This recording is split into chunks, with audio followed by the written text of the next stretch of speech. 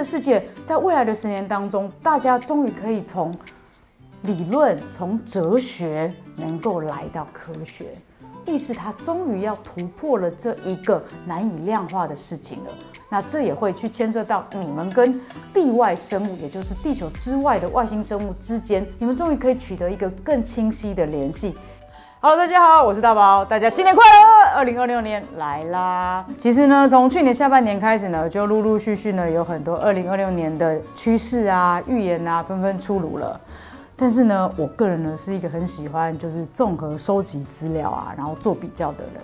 所以呢，我這一次呢就為大家準備了從東方的命理易經到西方的占星，還有預言家、外星傳訊人以及我自己可以接收靈性訊息，來跟大家分享2026年的趨勢以及建議這個主題。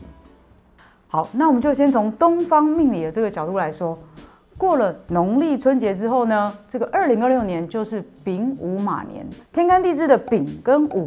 這五行裡面呢都是屬火，所以丙跟午呢就是火，再加上火的一年。然後呢，接下來呢是2027，就是丁未的羊年。那這樣的組合呢，就是每60年才會出現一次的所謂的赤馬紅羊年，那也被稱為赤馬紅羊節。因為呢，根據史料的記載啊，很多歷史的動盪跟政局的大變動都是出現在這一段時間裡面哦。好比60年前呢，是中國的文化大革命爆發，然後全球呢也政局動盪。那120年前呢，是孫中山領導同盟會那個黃岡起義，反抗晚清啊，然後成立軍政府啊，成為歷史上第一個就是民主的政權。雖然沒有成功啦，但是也為未來的革命就是鋪了道路。總之呢，2026到2027就是火氣極旺、充滿變局的年份啦。雙火相疊，能量非常的快速，強烈又快速的創造力跟破壞力都會並存。但是呢，這不是凶年，而是烈年，很強烈的一年。凡事呢都會來得快，來得猛。好了，那看完了傳統命理，我們再說說東方的易經嘍。2026年呢，易經的值年卦叫做天火同人卦。天火同人就是那個同人誌的那個同人哦，就是大家會為了共同的喜好、共同的興趣、共同的理想聚合在一起。但是呢，也有可能因為有了共同的想法聚合在一起，卻發現彼此還有一些不一樣呢，反而產生了競爭跟摩擦。假設在某一個產業，這個市場還沒有飽和的話，大家會因為這樣子，所以結盟啊，結交好友。可是有一些產業已經飽和了，這樣子就反而會產生一些競爭。我覺得這個蠻有趣的哦，因為其實大家就是現在在這個局勢裡面，大家會看到，好比說烏俄戰爭好了，美國跟普丁談判，他們其實有一個共同想要的方向，但是呢，他們又有共同想要各自心懷鬼胎想要達成的東西，於是他們會聚在一起談判。想要有一個，我要和平，我不要再打仗了。可是你要給我要的哦，然後呢，我也要給你要的。這大家當中到底能不能夠達到共識呢？這個就會是2026年一直出現的狀況。那假設這個是一個大家是還有繼續可以發展的一個產業，像現在身心靈產業確實就是還是可以繼續發展哈，還有非常多的空間。那好比說，假設出版業或是說房地產業，地就這麼大。那大家就會開始在這樣子的一個局勢跟範圍裡面開始互相的廝殺，或者是踩到對方的界限。我多一塊，你就會少一塊。所以2026年呢，大家就會在這個同人卦裡面呢，有很多的妥協，很多的談判，很多為了我想要，但是我們有沒有一個共同更大的一個公約數可以達成呢？這個共識就會一直必須要一直磨合，一直會面。好了，那在大環境下呢，坦白說是抓不到趨勢的，因為呢，整個環境呢就是變來變去，非常非常的混亂，沒有人知道未來到底會發生什麼事。因為2025年是革卦，變革的革，是一個變革的開始。那26年呢，同人卦，同，但是當中又有一些異，會開始有很多的協商妥協。可是呢，到2027年的時候呢，就是臨卦。歡迎光臨的臨，就是呢高下就會開始在那個時候已經定了。所以2027的時候呢，誰比較強，誰比較弱，那個時候就會定了。那大家自然而然在那個時候紛爭就會漸漸的平息了，大家也會在重新洗牌之後找到自己的位置。那如果根據我們這些東方的這些命理啊、易經啊這些等等的話，2026年會給大家什麼樣的建議呢？第一個，因為外在很混亂，所以我們其實沒有辦法靠外在給我們自己力量。好比說優渥的薪水，可能有一天我公司改變組織的策略，我就被裁撤了，我就失業了。啊，或者說，我原本很依賴某一個很重要的人，這個人突然間就離開了。這些外在的條件，他們都不會一直存在，而且在2026年改變的機會是非常大的。所以呢，如果外在一直在變，那麼我們就是要借由內在來給自己力量才行。所以我們要建立自己生活的規律跟興趣。好比啊，外面一直变，可是你可以常常看宇宙閨蜜的頻道啊，然後或是參加我們的實體活動，我們的會員小聚啊，然後跟我們一起成長，看看我們的直播啊等等的。你要建立起一些自己的節奏，好比說你有固定的時間，你會去運動、慢跑、畫畫、跳舞啊，或甚至最棒的就是多接觸大自然。你一定要養成一個自己內在生活的節奏，在精神上面呢，即便外在再亂，但是你在精神上面都永遠有一個很固定的道路。所以呢，在2026年呢，在東方的命理上面會給大家的建議是，你看外在的事情呢要保守，因為外在的变化非常大。但是呢，你看內在自己的精神狀態的時候呢，其實你可以很樂觀，而且很積極。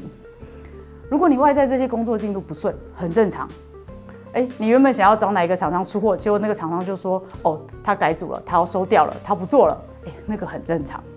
所有的急事你都要緩辦，但是呢，對你來說有累積性的工作，長期的工作，你一定要持續的做，繼續的累積。好，講完東方的部分呢，那我們來講講西方占星的部分咯。2026年的占星的主軸呢是行星的大換位，海王星、土星呢分別都會在1月、2月的時候開始進入到牡羊座，4月份呢天王星也正式進入到雙子座，6月底木星進入到獅子座。其實呢，這些外行星跟世代行星移動到下個星座是需要很多時間的哦。好比海王星要14年，天王星是7年，土星2年半，木星1年。但是2026年呢，上述的這些行星全部一起換位了。我有點特別想要提一下海王星，因為海王星呢，它是理想啊、浪漫、藝術的象徵，這就代表呢，接下來的14年。理想的個人主義呢，會開始逐漸的崛起，大家會開始很積極的展現自己，表達自我，或者是沉浸在自己的小世界裡面。那海王星呢，又是一種很理想的力量，甚至帶一點點夢幻。不過這一次，因為呢還有土星，它代表着挑戰跟磨難。這個土星要進入到牡羊座，土星進入牡羊座呢，這是一個弱勢的一個位置哦。代表舊的秩序的瓦解之後，新秩序要重塑，但是很不穩定的這個過程。29年前的土星走到牡羊座呢，那個時候台灣呢第一次有了民選的制度，我們那個時候開始第一次的民選總統，所以呢也象徵我們從威權開始走向民主制度嘍。那麼這一次我們是不是也可以預見未來會有一個舊秩序也開始改變呢？說到這邊呢，我就從東方查完了，繼續往西方查過去，後來就發現到。英國的通靈預言家帕克 Craig Hamilton Parker， 他成功預測到了英國的脫歐盟，然後還有川普當選總統以及新冠的疫情，所以他受到非常多的關注。那就在2025年11月的時候呢，他在靜心當中看到了2026年中共政權開始走向終結。這不是我說，這個是帕克說的。帕克這個人蠻有趣的哦，他所有的預言都不是根據史實啊，或是讀書外在的資料，他每一次的預言都是他在靜心冥想當中，他看到了什麼樣的意象，然後他藉由這個意象來做出對於未來的預言。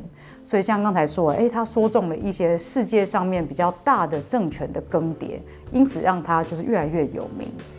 那他這一次呢，在11月的時候，他就是看到了。中國正站在懸崖的邊上，它的經濟從內部開始塌陷，好比說很多的工人被欠款，然後房地產呢開始崩塌，債券凍結，科技業也塌陷。然後呢，因為經濟的動盪，那麼中共的執政合法性呢，也開始動搖了。中共政權的改變的這一天終於要來了吧？其實我其實是不太敢相信的，但是究竟會不會成真，我們能不能夠走到那樣的一個平行宇宙的時間軸，我們就拭目以待。那最後呢，我們再來到巴夏。巴夏是誰呢？巴夏呢，就是我今天要為大家呈現的第一位關於通靈人的訊息了。他是一個專門傳遞外星訊息的通靈人。那巴夏是來自外星球的一個意識體。那從剛才我們從經濟政體這些比較大的社會變革連到個人，我們實際生活到底會發生什麼樣的改變？其實很重要的就是人際關係的頻率會分流。有一些人呢，會從你的生活當中自然的脫離。然後呢，不是因為你們吵架，或者是你們有任何的衝突，是因為你們彼此之間話題不再對了，然後生活也不再有交集了，就是你們覺得，我們磁場，我們的頻率不再共振了，就很像開始隔着一道就是隱形的玻璃牆，我們看得到他們，可是我們沒有辦法再有更深層的連結了。但是呢，當這樣的情況出現的時候呢，我們不需要去拯救。我們不要試圖去拯救或者是拉那一些不想要跟我們在一起的那些人，因為每一個人都有選擇他自己世界長什麼模樣的權利嘛。即便那是一個跟我們很不同，甚至比較負面、充滿恐懼、充滿懷疑的。因為如果我們想要強行改變對方的話，我們反而會剝奪了對方自己成長跟自我賦權的一個機會。所以呢，巴夏就給大家一個建議呢，我們要開始做一些練習。我們要練習適應分離。如果你發現你跟你的舊朋友、你的家人話不投機，或者是感覺到對方正在遠離你的時候，第一個，我們要開始成為中性的觀察者。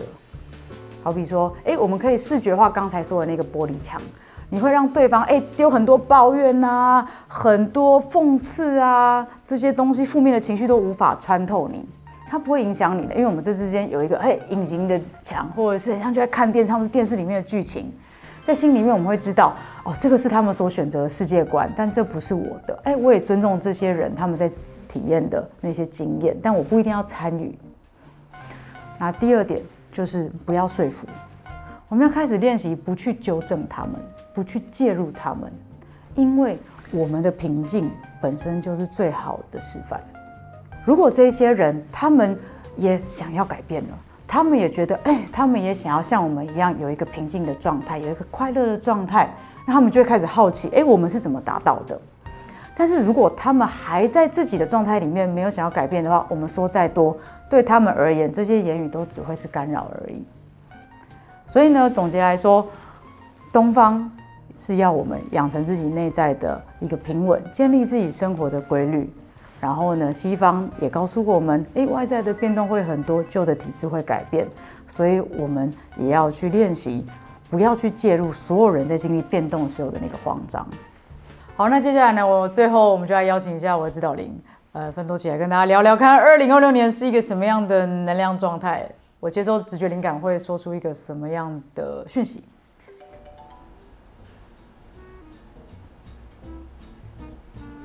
好。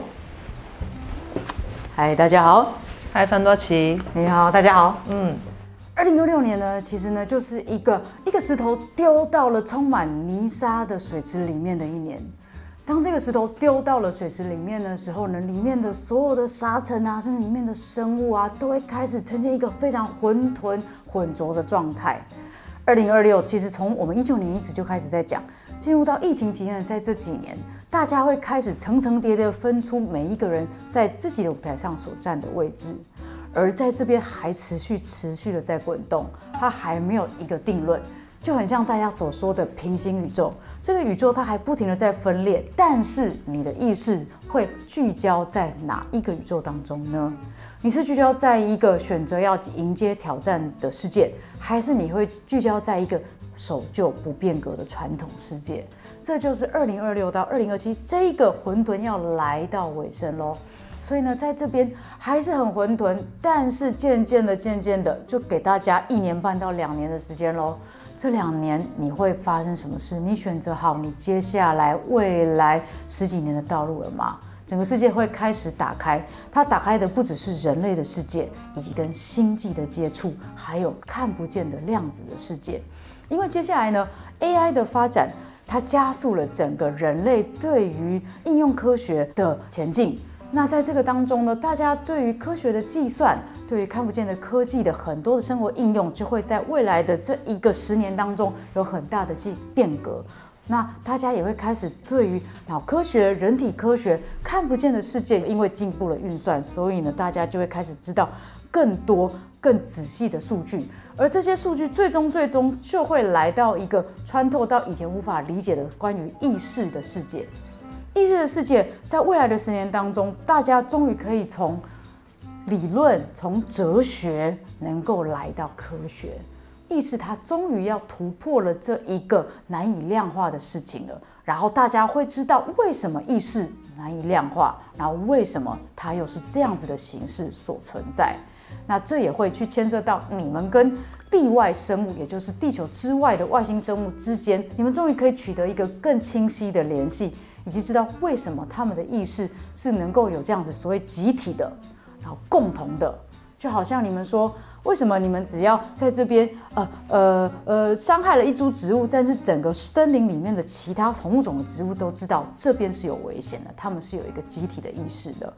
還有一些昆蟲，它們也是有集體意識的。為什麼集體意識可以產生？而這些東西在人類當中，為什麼還沒有辦法被證實？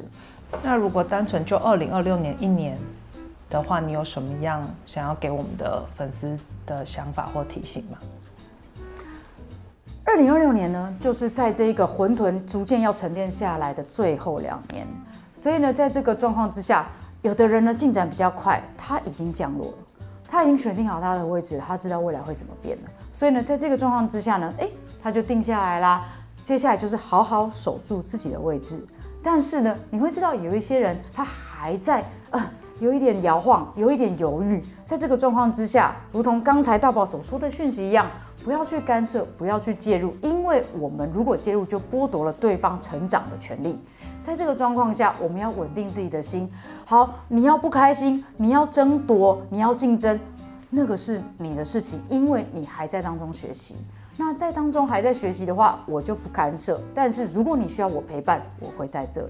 這是一個對於已經 ready、已經找到自己位置的人來說，也是一個很大的學習。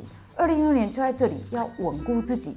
平靜自己，找到自己的規律。我覺得不管是東方或者是西方，所有的預言家、所有的命理師，其實講的都非常棒。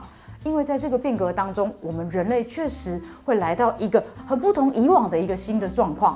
可是，在那個當中，很多的變革、很多的不穩定、很多的混亂。而在這個狀況之下，外在越亂，你內在越穩的人，你就不會受到影響。你有一個頻率穩穩的，它會帶着你在有生之年走向你要去到的道路，然後在你死後，這個東西也會持續的進行着。未來的每一個月還有非常多的細節，我很樂意接下來不管是在這個頻道的各個面向，再跟大家多多的分享。以前大家會選擇隱瞞很多的紛爭，很多的不和平，很多的機密，就會在2026、2027一直的打開到大家對於外在新的揭秘開始覺得反正就是又是一個揭秘嘛，大家都開始覺得不在意，甚至感覺到麻木的時候，這些東西就會一次性的全面揭露。我很期待那個時候的來臨，我也很期待這個時候，我們應該會有很多的夥伴一起存在。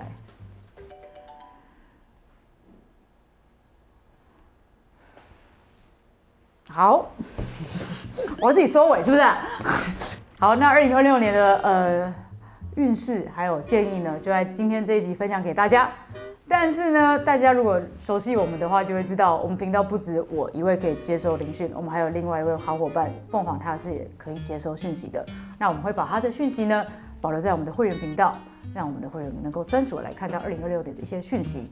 那相較於芬多奇呢，它是屬於一個更為陰性能量的意識體，可以來給大家更多這個面向的訊息。如果有興趣的話呢，歡迎加入我們的會員。然後每個月我們會有很多直播，也會有非常多的影片可以陪伴大家。只要按訂閱、分享小鈴鐺，就可以加入我們。